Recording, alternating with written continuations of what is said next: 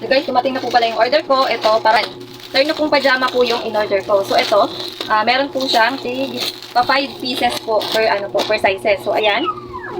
1, 2, 3, 4, and 5. So 5 peraso po yung size.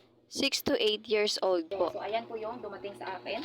Tapos meron pa po itong 1, 2, 3, 4, 5. So, bali 10 pieces po yung dumating sa akin. Ang price po neto guys is nasa 400 plus lang po ito. Ayan. 400 plus, meron na po kayong 5 terno na pajama. So, ayan, pakita ko lang po sa inyo yung items na binigay sa akin. Naman siya, ayan. So, ang size po nito is pang 7 years old. So, pwede po siya sa 6 to 7 years old. Ayan. Malaki naman siya, tsaka ito. Ito po yung pajama niya, guys. So, ayan. So, size large. Ito naman yung isang pares.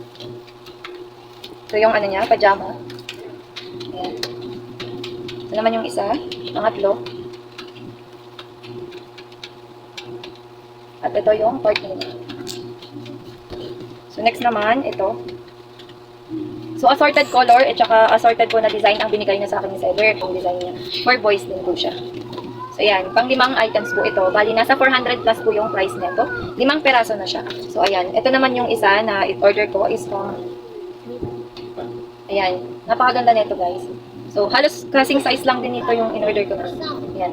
5 pieces, nasa 400 plus lang siya. So, sa mga gustong mag-order, guys, i-click nyo lang po ang ating yellow basket. So, ayan. Ipipix ko lang po dito. I-flex ko lang dito yung mga design na pinadala sa akin ni seller. Ayan. Meron po siyang Spider-Man. Ayan yung pajama niya. Meron din siyang Lilo na design. Ayan. So, sulit na guys. 400 plus 5. Bali, ang binayaran ko is nasa 900 plus po yun. And then, meron na siyang 10 pieces po na partner na pajama. Ayan. May Batman din po.